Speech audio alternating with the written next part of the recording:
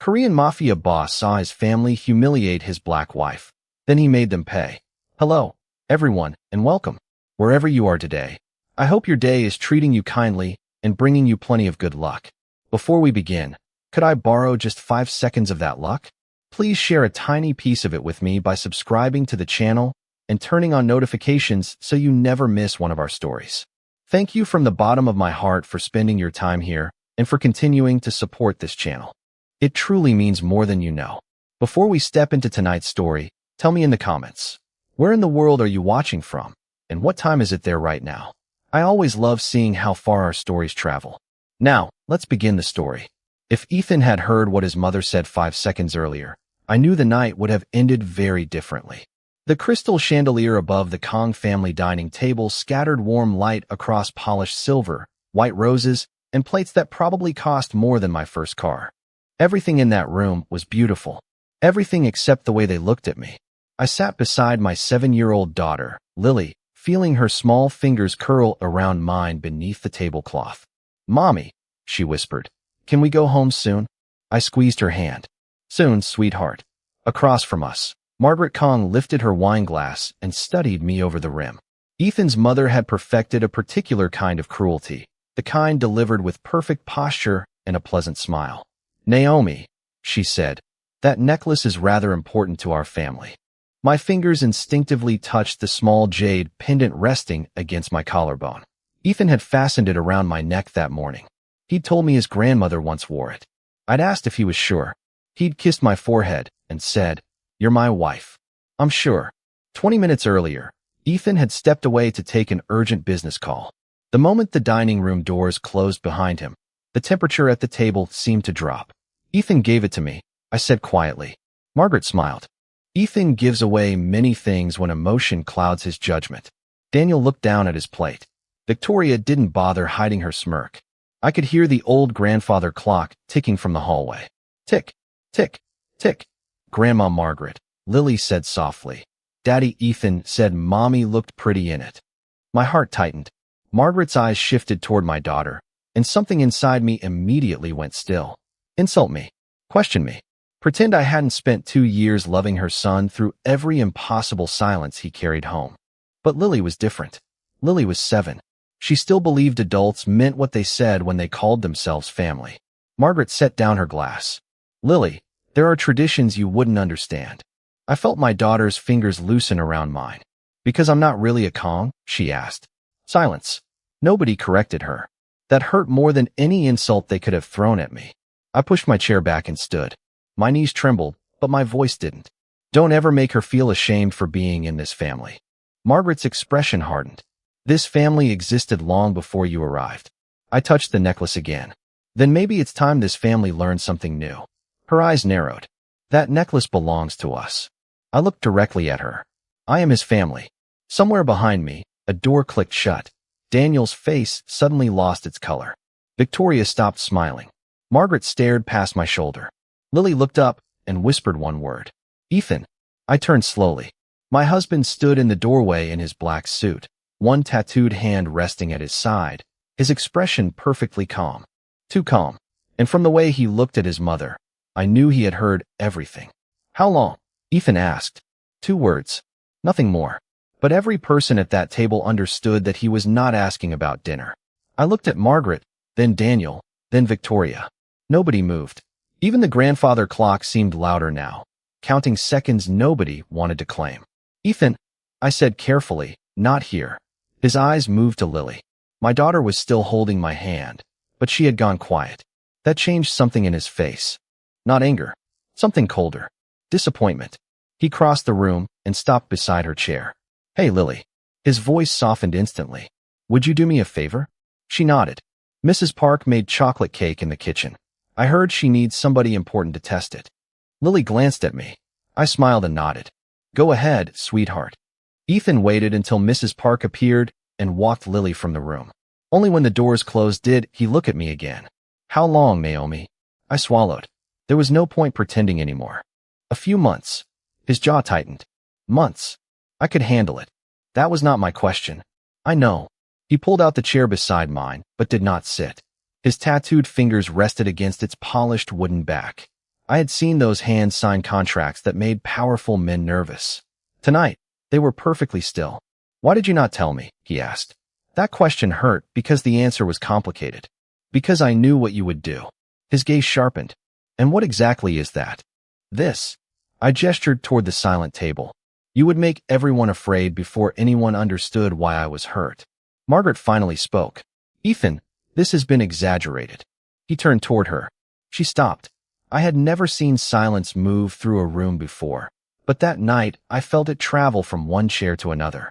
Ethan did not raise his voice. Did you tell my wife that she did not belong in this family? Margaret straightened. I reminded her that traditions have meaning. Did you make Lily believe she was not a Kong? That child is not your biological daughter. My breath caught. Ethan's expression did not change. Somehow that was worse. He slowly pulled out the chair and sat beside me. Then he looked directly at his mother. Lily calls me dad because I earned that privilege. You will not reduce my daughter to a bloodline because you cannot understand a family built by choice. Margaret stared at him. Daniel looked away. Victoria suddenly found her untouched dinner fascinating. Ethan reached for my hand beneath the table. His thumb brushed once across my wedding ring. Naomi's silence was never agreement, he said. You mistook her grace for permission. Then he picked up his water glass as though we were discussing nothing more serious than the weather. Sit down, Naomi. Finish dinner. I stared at him. Ethan, please. That word surprised everyone, including me. I sat. He turned toward his family. We are going to finish this meal. Margaret blinked. That is all. Ethan took one quiet sip of water. For tonight. I knew my husband well enough to hear what everyone else missed. The warning was not in his words. It was in how calm they were. And when Daniel's hand began trembling beside his plate, I realized he understood something I did not. This had stopped being about a necklace. You are angry because they disrespected me, I said. But I am afraid you are angry for the wrong reason. Ethan looked at me across the back seat of the car as Manhattan lights slipped across the dark windows.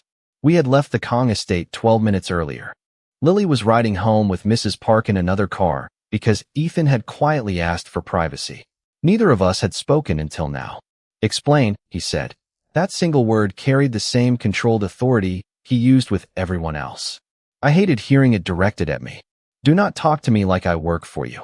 His expression changed immediately. Barely, but I saw it. You are right. He leaned back.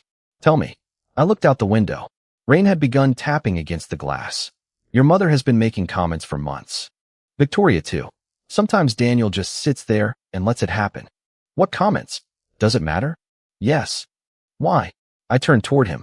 So you can punish them? Silence. There was my answer. I folded my hands in my lap. That is exactly what I was afraid of. His jaw tightened. They humiliated my wife and made my daughter question whether she belongs in my family. Our daughter. He froze. What? You said my daughter at dinner. She is our daughter when things are easy, Ethan. She cannot suddenly become yours only when you need to defend her. His eyes dropped for a moment. You are right. The apology came so quickly that it stole some of my anger. Ethan Kong was feared because he rarely admitted mistakes. With me, he had slowly learned how. I am not asking you to do nothing, I said. I am asking you to understand what happened before you decide what justice looks like. He studied me. Then tell me what happened. I breathed slowly. Your mother questioned my marriage. Victoria questioned my background. They made jokes about whether I understood your family's traditions. I tolerated it because I thought time would change things. And Daniel? That name landed differently. I noticed it immediately. Daniel mostly watched. Ethan's eyes narrowed. Mostly. I remembered the dinner 3 weeks earlier. Daniel had pulled me aside near the library after Margaret left. He had been nervous then too. He asked me whether I had been looking through financial records in your home office. Ethan became perfectly still. What records? I told him I had not. Had you? I hesitated. Not intentionally. A folder was mixed in with Lily's school paperwork. I opened it before I realized it was yours. Streetlights passed across Ethan's face. Light. Darkness. Light again. What did you see? Company names. Transfers. Numbers. I did not understand most of it. He looked away. Why did you never mention this?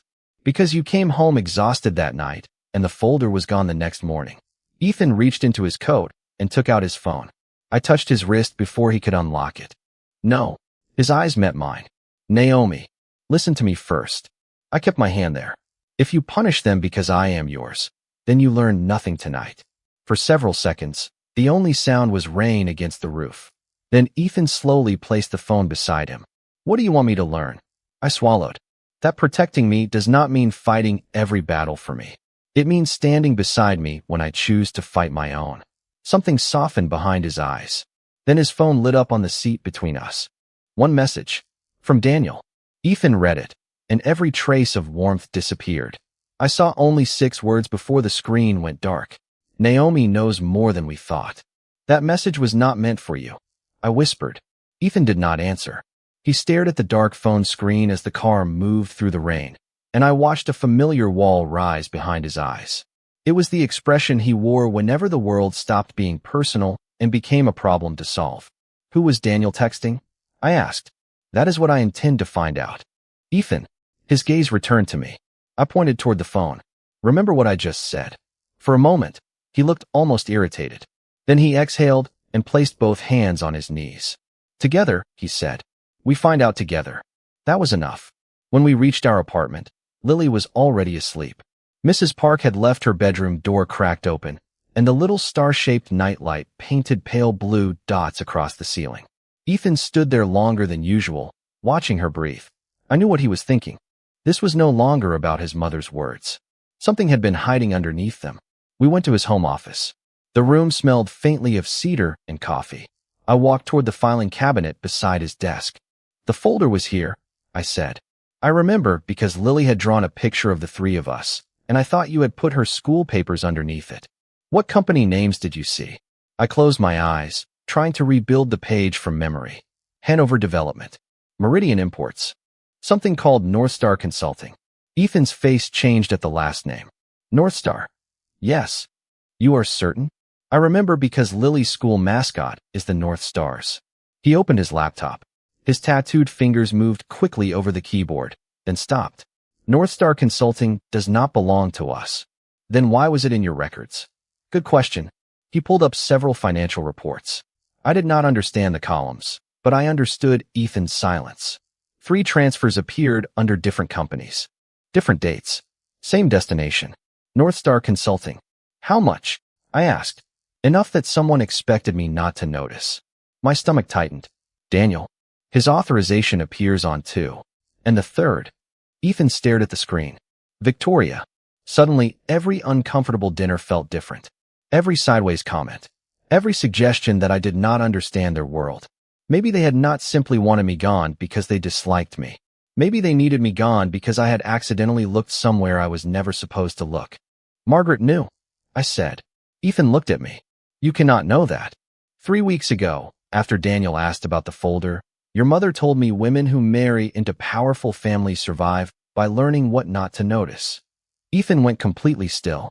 I had dismissed it as another insult then. Now the words sounded like a warning. His phone buzzed again. This time the message came from Margaret. Family breakfast tomorrow. We need to resolve tonight privately. Ethan read it twice. Then, unexpectedly, he smiled. There was no warmth in it. She wants a family meeting, he said. What are you going to do? He closed the laptop. Give her one. Ethan, you promised. I remember. He reached across the desk and took my hand. No punishment. No decisions without you. Then what? His thumb rested against my wedding ring. We let them believe we know nothing.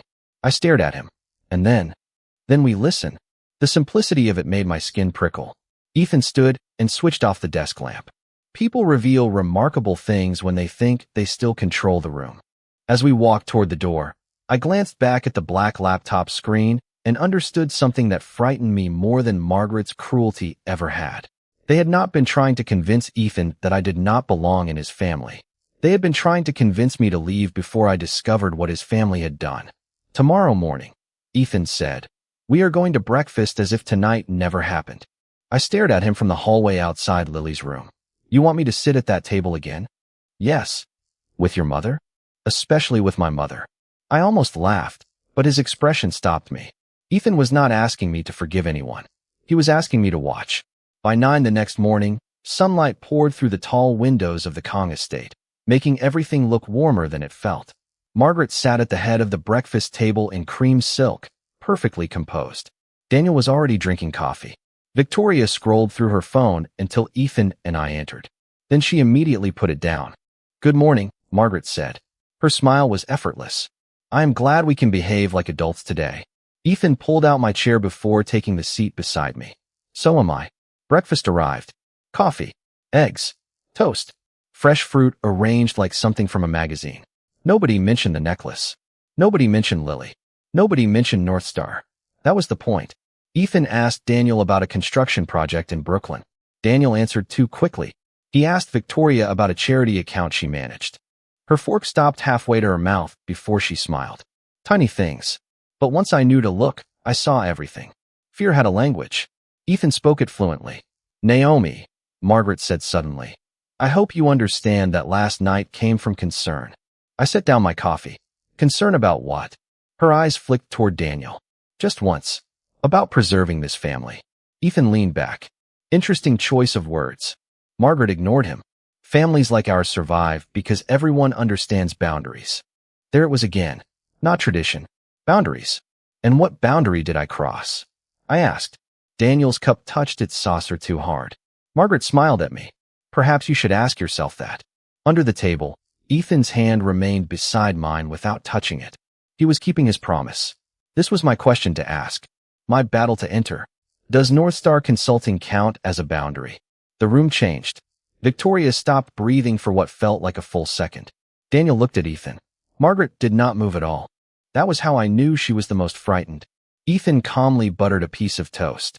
"What is North Star?" he asked, performing ignorance so naturally that even I almost believed him. "Nothing," Daniel said. "A vendor." "For which company?" Ethan asked. "I would have to check."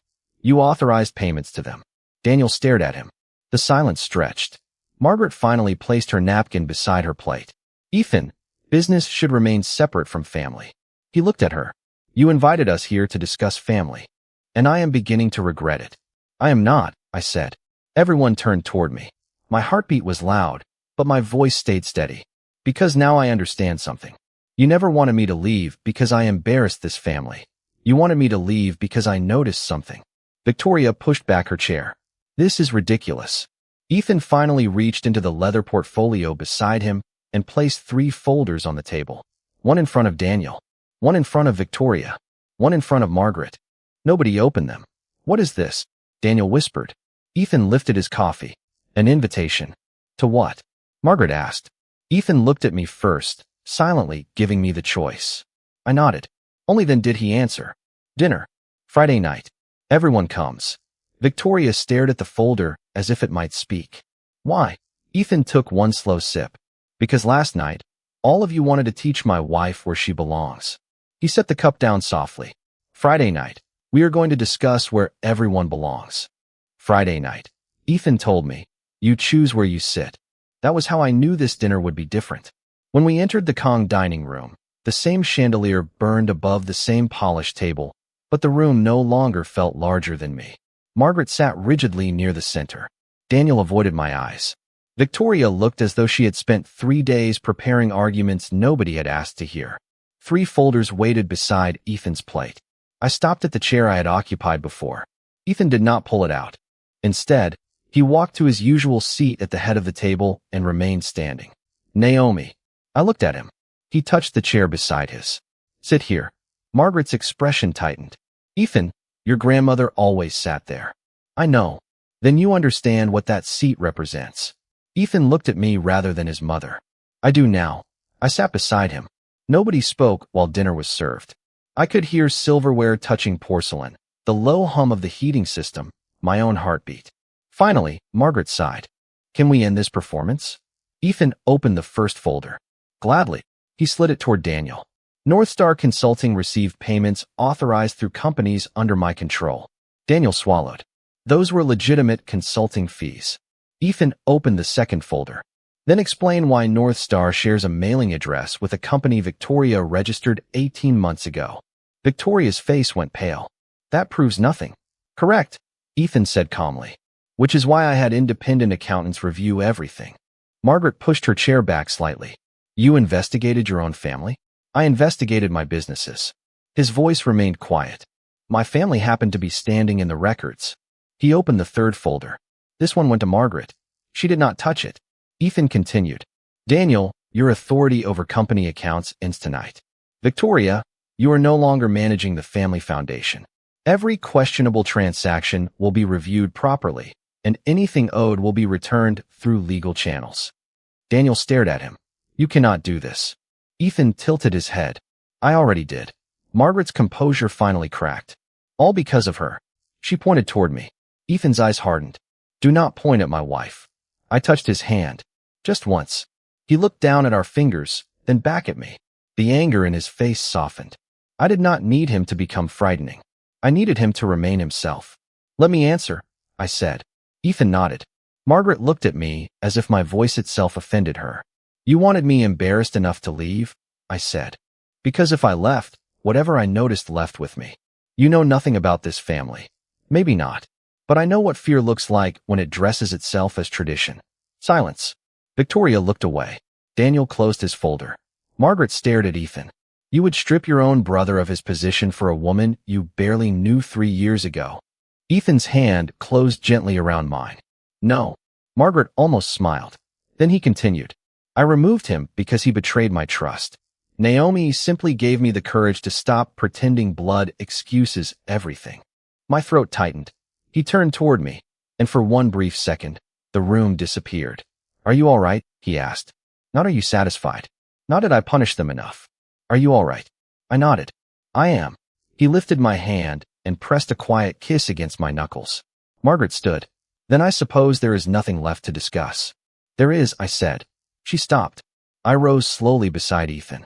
My knees were steady this time. You tried to teach me my place in this family. I looked around the table. Now I would like to tell you what my place actually is. My place is not beneath you, behind you, or outside this family waiting for someone to decide whether I deserve to enter. My voice sounded calmer than I felt. Margaret remained standing across the table, one hand resting on the back of her chair. Daniel stared at his closed folder. Victoria would not look at me. Ethan said nothing. For once, his silence did not feel like control. It felt like space. He was giving me the room. I did not marry Ethan for his name. I continued. I had a life before him. I had responsibilities before him. I had Lily. I knew how to work, how to raise my daughter, and how to stand on my own before I ever stepped inside this house. Margaret's mouth tightened. You expect me to believe his money and influence meant nothing? No. I expect you to believe they were never enough to make me stay. That landed. I saw it in her eyes. I stayed because I saw the man your family taught to hide. Ethan lowered his gaze for half a second. You see power when you look at him, I said. I see the man who checks Lily's bedroom twice when she has a fever. I see the man who learned how to braid hair because she asked him to. I see the man who keeps strawberry cereal in a kitchen where nobody else eats it. Daniel almost smiled. Margaret did not. That does not make you one of us, she said. There it was. The sentence beneath every other sentence. I stepped away from my chair. You are right. Ethan looked at me sharply. Margaret blinked. I am not one of you. And I spent months believing that was something I needed to fix. I touched the jade pendant at my throat. It is not. Margaret's expression shifted. Then give that back. My fingers closed around the pendant. Before Ethan could speak, I raised my other hand. Please. He stopped. I unclasped the necklace and placed it carefully on the table. The tiny piece of jade made almost no sound against the polished wood. If this necklace is the price of your approval, I do not want it. Ethan stared at the pendant, then at me. Naomi, I am not rejecting you. My voice softened. I am rejecting the idea that I need an heirloom to prove I belong beside you. Something changed in his eyes. Pride, maybe. Or understanding. Margaret reached toward the necklace. Ethan covered it with his hand before she could touch it. No. She froze. He picked it up and held it toward me. My grandmother gave this to me before she died. She told me to give it to the person who taught me that loyalty was more than obedience. His eyes held mine. I chose you. My throat tightened. I accepted the necklace, but I did not put it on. Not yet. Margaret looked away first. You have made your point. No, I said. I have made my boundary. I turned to Daniel and Victoria. I will not celebrate your humiliation. I will not ask Ethan to destroy your lives. What happens next should be fair, transparent, and lawful. But I will never again stay quiet to make this family comfortable. Ethan's fingers found mine. Margaret gave a bitter laugh. She has changed you. Ethan looked at me, then back at his mother. Yes. One word. No shame in it. No hesitation. I thought that was the end until Daniel suddenly stood. His face looked exhausted rather than angry. Naomi is right about one thing, he said. Ethan's hand tightened around mine. Daniel swallowed. North Star is not the worst thing we hid from you.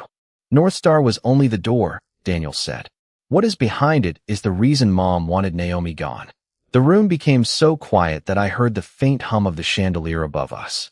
Ethan did not move. Explain. Daniel looked at Margaret. She gave him a warning glance, but something in him had already broken free.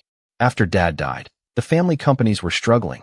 There were debts, failing properties, partnerships nobody wanted anymore. You were 26, Ethan. You trusted us to stabilize everything while you rebuilt the business. Ethan's face remained unreadable. I remember. Daniel swallowed. We stabilized it by hiding losses, moving money between companies, creating consulting contracts. North Star came later, but the pattern started years before. Ethan slowly released my hand. Not because he was angry with me, because suddenly he needed both hands flat against the table to steady himself. Who knew? Daniel looked toward Margaret.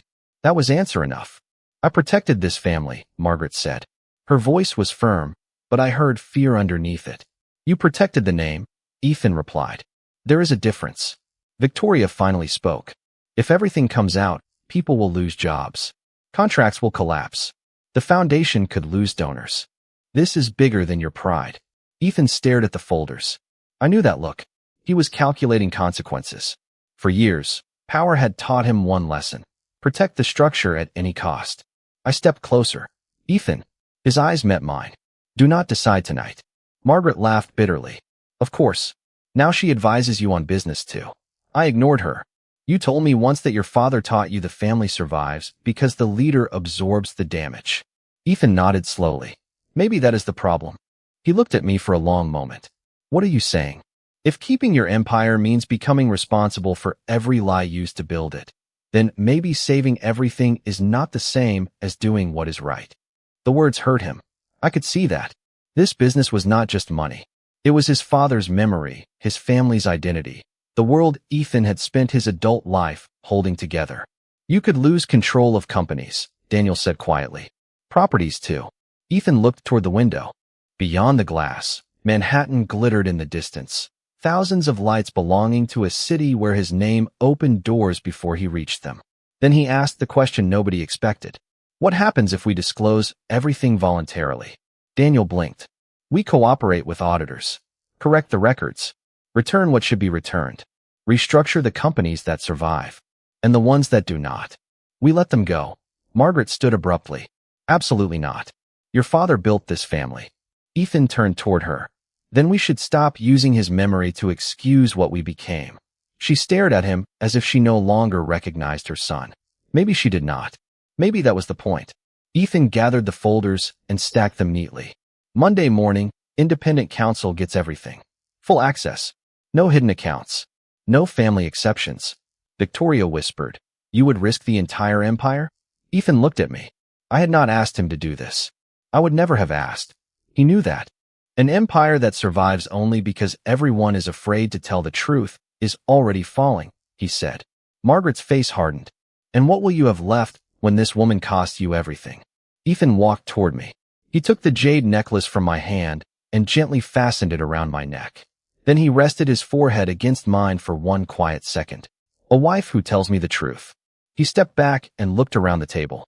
A daughter who will never learn that love means silence. His voice softened. And maybe, for the first time, a life I do not have to defend with fear. That was when I understood what Ethan was really giving up. It was not money. It was the version of himself he had spent years believing he needed to survive. 3 months later, the first thing I noticed was the laughter. It came from the dining room before I even reached the doorway. Warm and imperfect, and nothing like the careful silence that used to live inside the Kong estate. Lily was responsible for most of it. She sat at the table wearing a crooked paper crown she had made at school, explaining to Daniel why pancakes counted as dinner if you believed in them strongly enough. Daniel laughed. A real laugh. He had spent the past 3 months cooperating with auditors and rebuilding his life without the title Ethan had once given him. Victoria had stepped away from the foundation completely. Several companies had been restructured. 2 had closed. Money had been returned. Contracts had been corrected. Ethan had lost more than anyone expected. Yet somehow he seemed lighter. Margaret was not at dinner. She had not forgiven us, and I had stopped needing her to. That might have been the greatest freedom of all. Ethan entered behind me, his sleeves rolled to his elbows, dark tattoos visible along his forearms. Lily immediately pointed at an empty chair. "Dad, you are late." The man who once made entire rooms wait for him checked his watch with exaggerated concern. By 43 seconds. "Still late. I accept the consequences." He walked over and kissed the top of her head. I smiled before I could stop myself. Then I noticed something else. My old chair was gone. The one near the far end where Margaret had always expected me to sit had been replaced by a small table holding flowers. Ethan pulled out the chair beside his for me.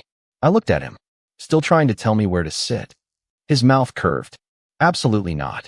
He released the chair and raised both hands. "Choose anywhere."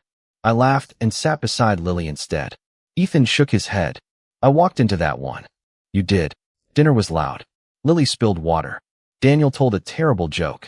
Mrs. Park brought out chocolate cake even though nobody had asked for dessert. Nothing matched. Nothing was elegant. For the first time, the house felt alive. Later, after Lily fell asleep upstairs, Ethan and I stood on the terrace overlooking the city. Cold air brushed my face. The jade pendant rested against my collarbone. "Do you regret it?" I asked. "What?" "Everything you lost." He leaned against the railing. I thought I would. His voice was quiet.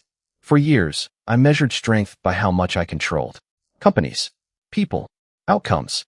He looked through the glass doors toward the dining room. "Then you walked into my life and kept asking questions nobody else dared to ask. I was annoying. Extremely." I laughed. He smiled, then became serious. "You taught me something." "What?" He took my hand. "Protecting someone does not mean owning every battle around them. Sometimes it means making sure they never have to fight you too." My eyes burned unexpectedly. I stepped closer and rested my head against his shoulder. "That sounds suspiciously healthy for you. Do not tell anyone. I have a reputation." I laughed against his jacket. He wrapped his arms around me, gentle and familiar. Through the window, I could see Lily's paper crown still sitting on the table. Ethan followed my gaze. "She left it there for tomorrow." "Of course she did." He kissed my forehead, then my lips, soft and brief, before resting his forehead against mine. The city still knew Ethan Kong as a man of power. Maybe it always would, but I knew something the city did not.